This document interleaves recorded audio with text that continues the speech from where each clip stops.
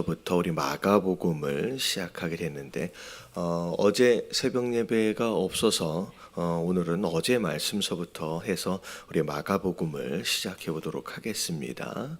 자, 오늘 말씀을 우리 마가복음 1장 1절서부터 15절까지 말씀 먼저 함께 보도록 하겠습니다. 마가복음 1장 1절서부터 15절까지 말씀입니다. 교독합니다. 하나님의 아들 예수 그리스도의 복음의 시작이라.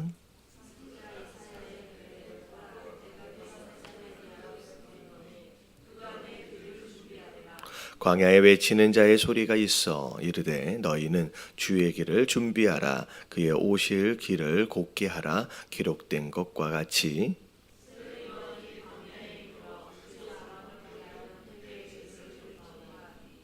온 유대 지역과 예루살렘 사람이 다 나아가 자기 죄를 자복하고 요단강에서 그에게 세례를 받더라.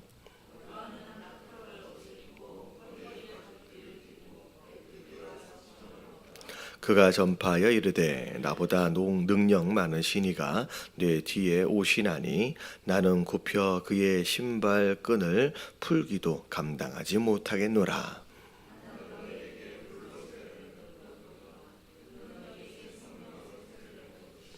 그때요 예수께서 갈릴리 나사렛으로부터 와서 요단강에서 요한에게 세례를 받으시고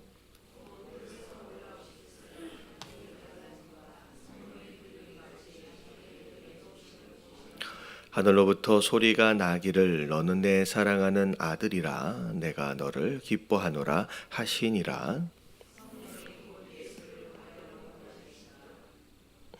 광야에서 40일을 계시면서 사단에게 시험을 받으시며 들짐승과 함께 계시니 천사들이 수종을 들더라.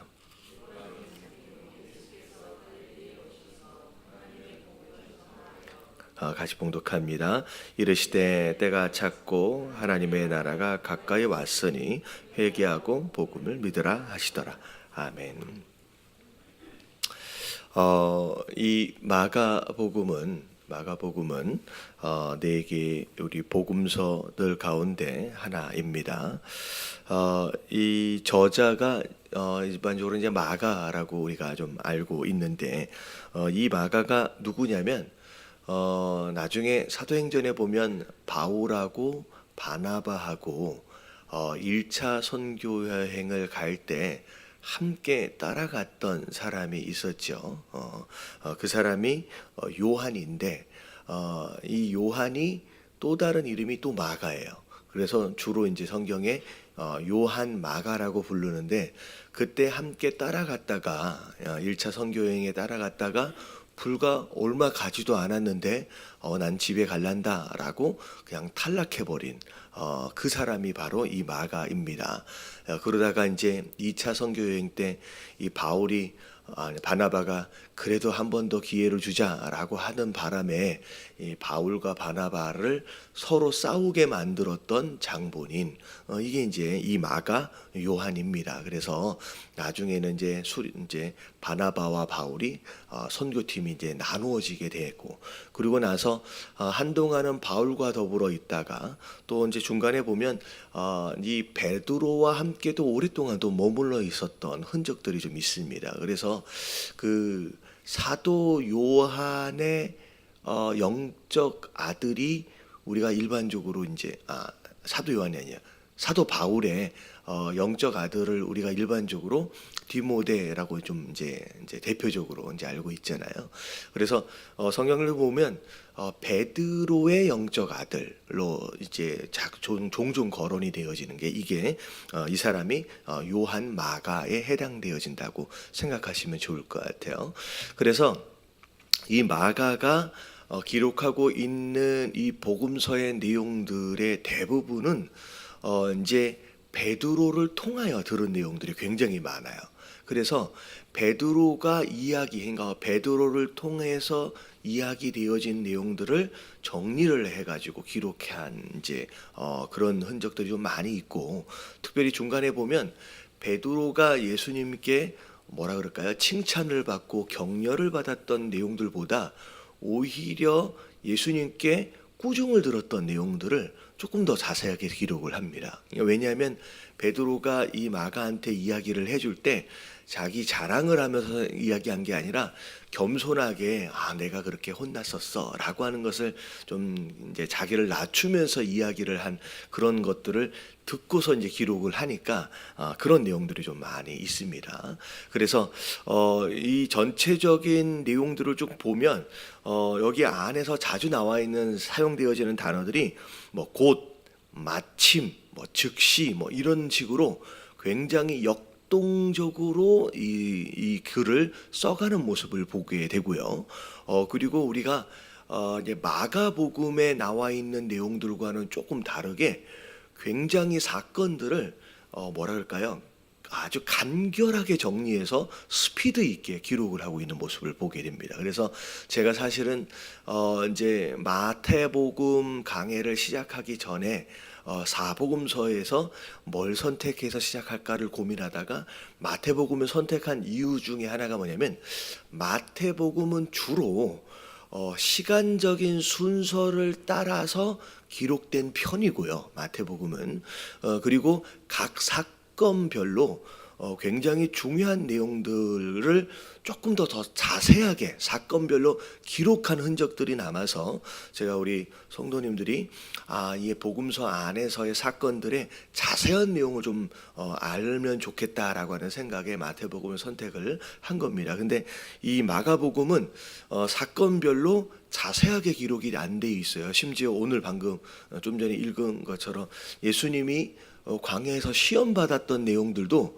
어떤 시험을 받았는지에 대한 내용이 거의 기록이 안 돼 있어요. 그래서 마태복음은 아주 자세하게 뭐 세 가지 첫 번째 시험이 뭐였고 두 번째 시험이 뭐였고를 자세하게 기록하고 있는데 마가복음은 그렇게 되어 있지 않습니다. 그래서 그 내용들 안에 사건 내용들 안에서의 의미를 중요하게 설명하고 싶은 것보다 전체적으로의 어떤 큰 숲을 좀 보도록 하기 위해서 이 마가가 좀 기록하고 있다라고 생각을 하시면 될 것 같아요.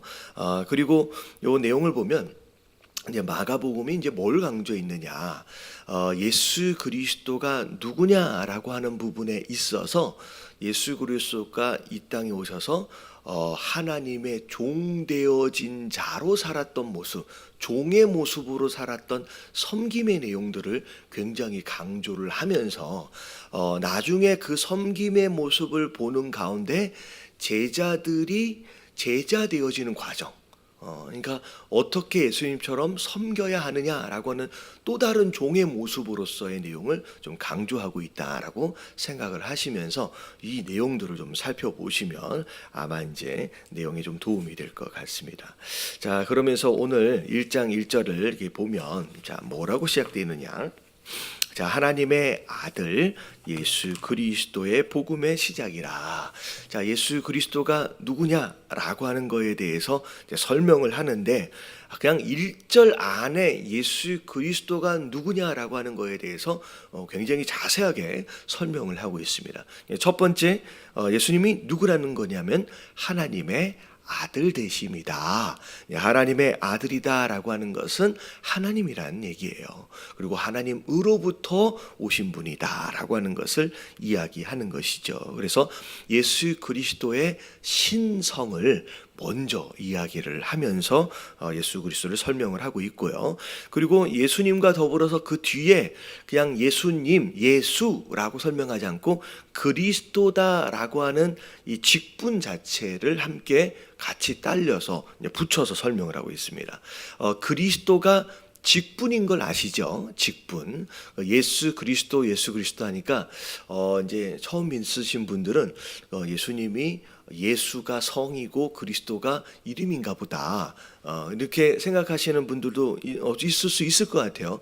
배우지 않으면. 근데 예수 그리스도, 예수님이 이름이고요. 그리스도가 직분입니다. 그래서 뭐 문재인 대통령 하는 것처럼 문재인이 이름이고 그리스도가 뭐예요? 직분 이렇게 생각하시면 돼요. 그래서 그리스도의 원래 뜻은 기름 부음을 받은 자라는 뜻이에요. 기름 부음을 받은 자. 그리고 이 그리스도가 헬라어고요. 그리고 이걸 히브리어로 말하면 뭐라고 얘기할 수 있냐면 메시아라고 할 수 있습니다. 그래서 메시아가 곧 그리스도고, 그리스도 이 뜻이 기름 부음을 받은 자예요.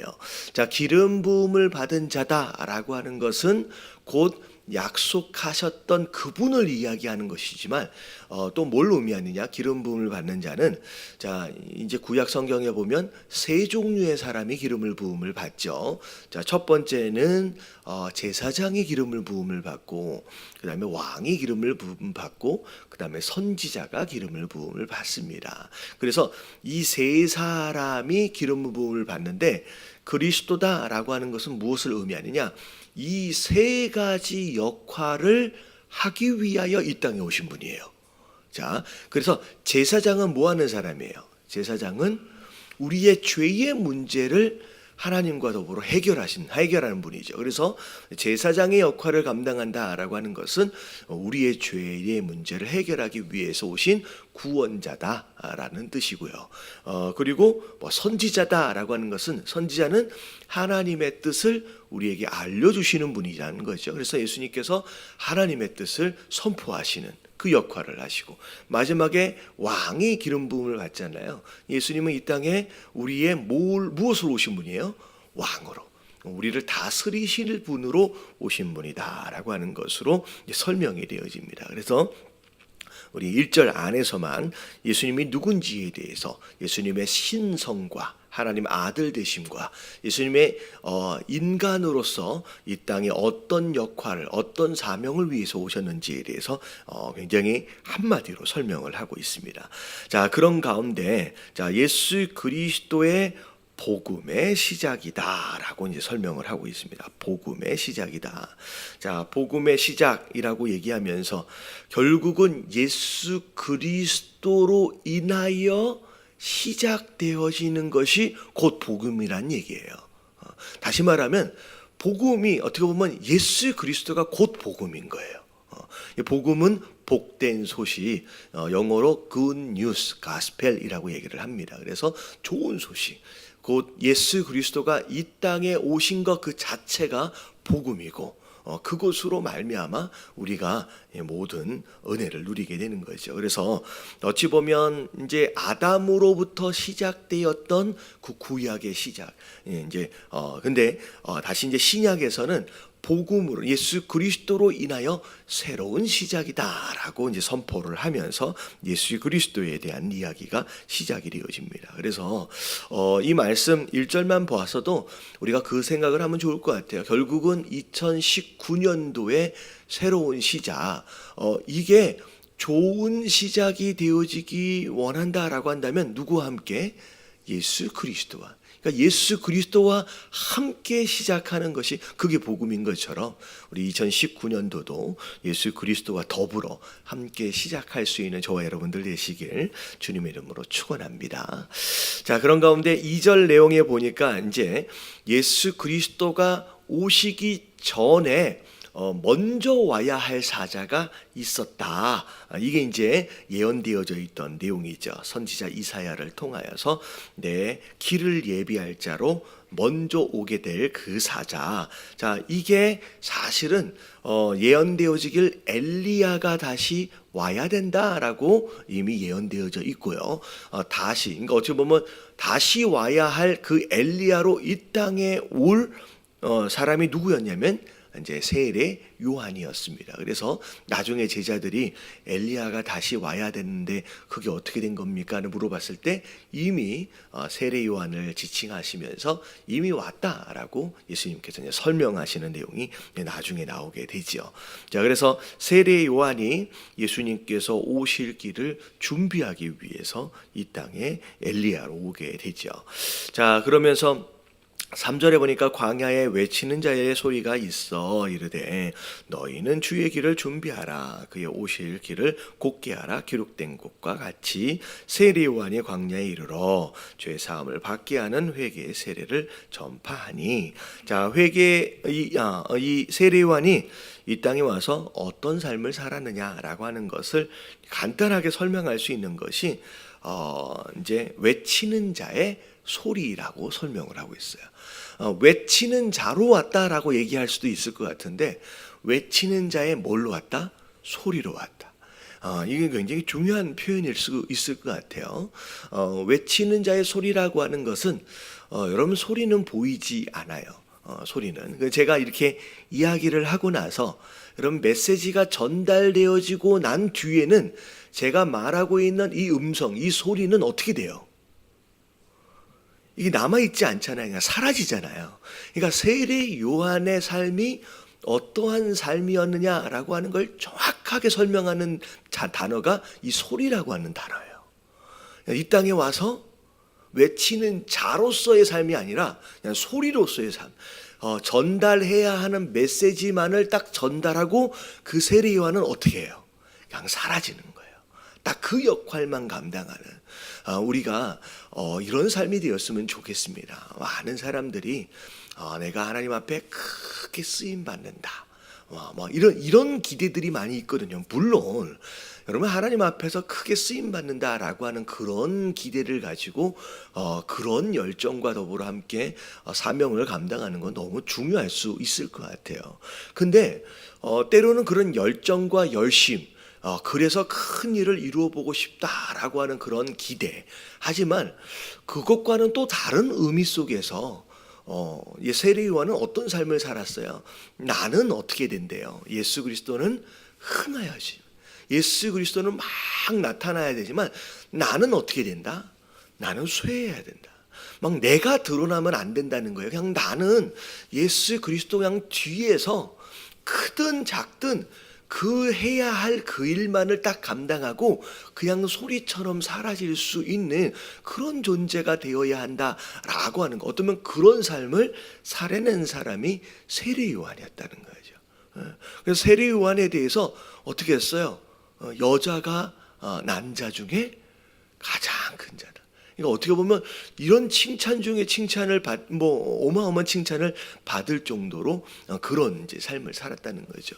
그래서 저는 이제 2019년도 이제 시작하는 이 순간에 벌써 이 일이 돼 버렸네요.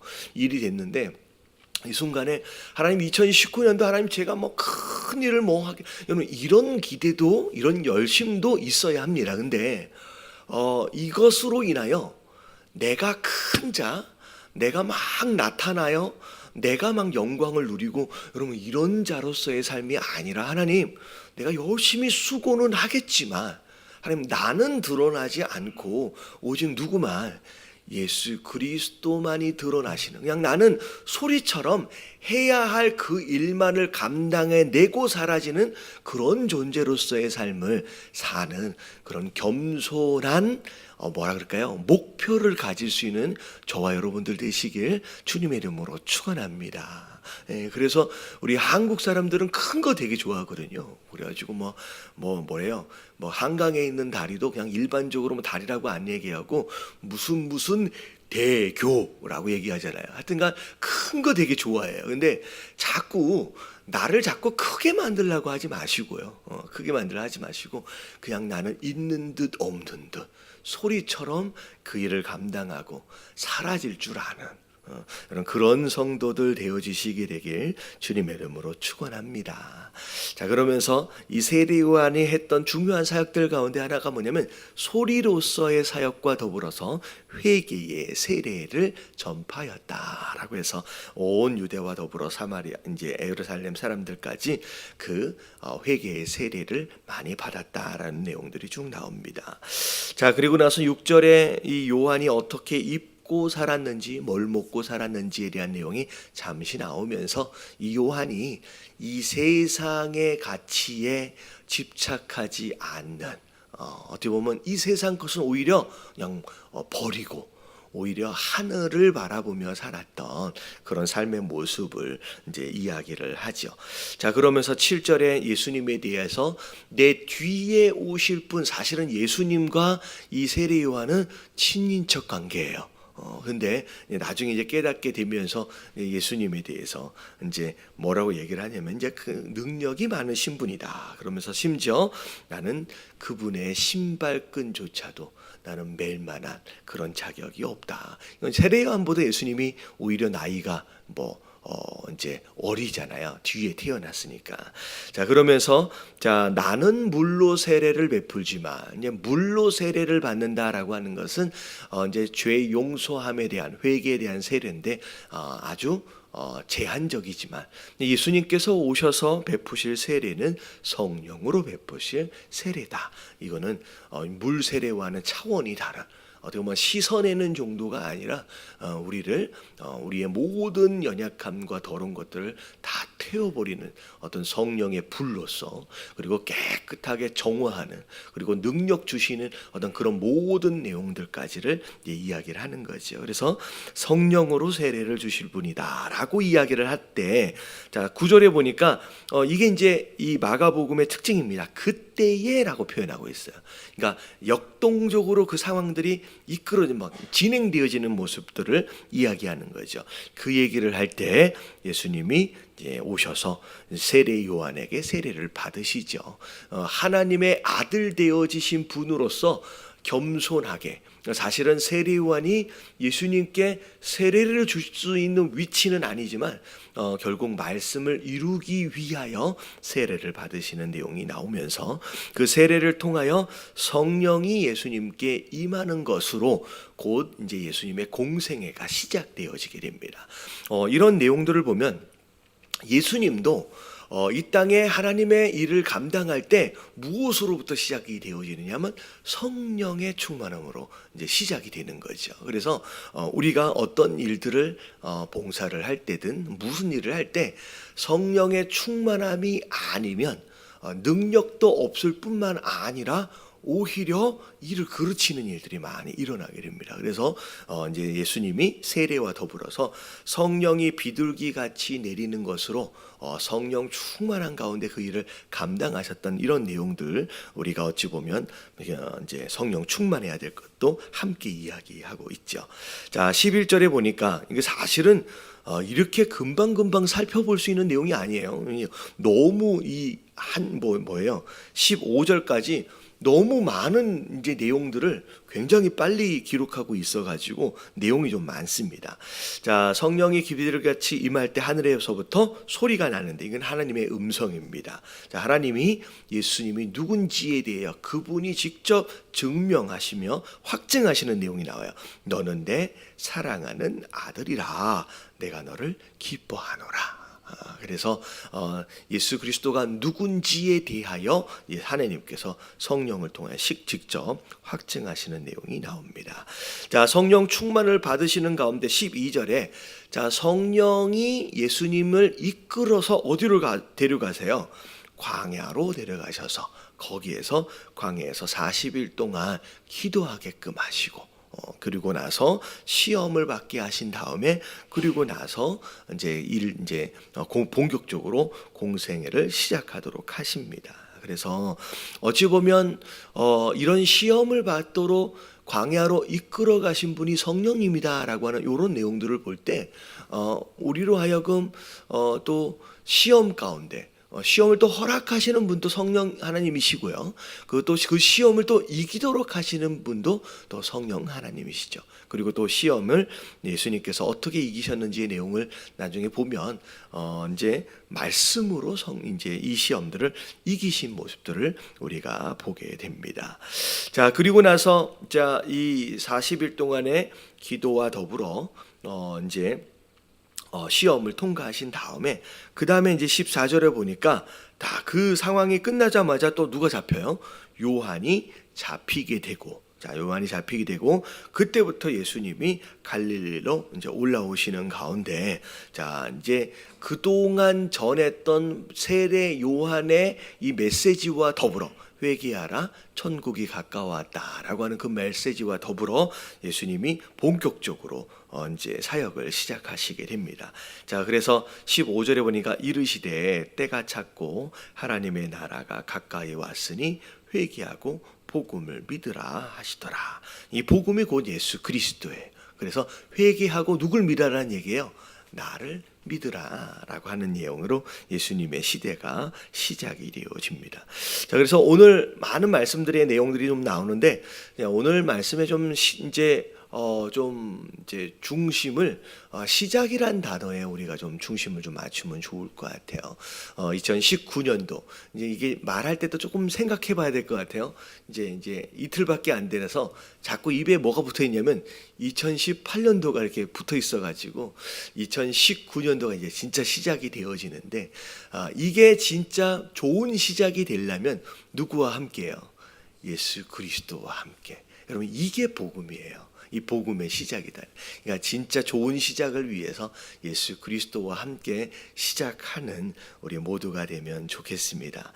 그리고 이 예수님의 시대가 예수님이 본격적으로 사역하시기 전에 이 세례 요한의 모습을 보면서 우리가 제가 이따가 기도 제목을 좀 볼 텐데 그러면 좋을 것 같아요. 제가 그 얘기를 안 들었더니 송구영신 예배 때 기도 제목을 적을 때 자기 이름을 좀 적어야 되는데 자기 이름을 안 적고 내신 분들이 좀 많아요. 그래가지고 기도 제목을 읽는데 이게 누구 기도 제목인지 알 수가 없어서 제가 오늘 저녁하고 주일날 제가 광고를 할 때 만약에 자기 기도 제목을 낼 때 이름을 안 적으신 분들은 다시 내야 될 것 같아요. 제가 누군지도 모르고 기도할 수는 없잖아요.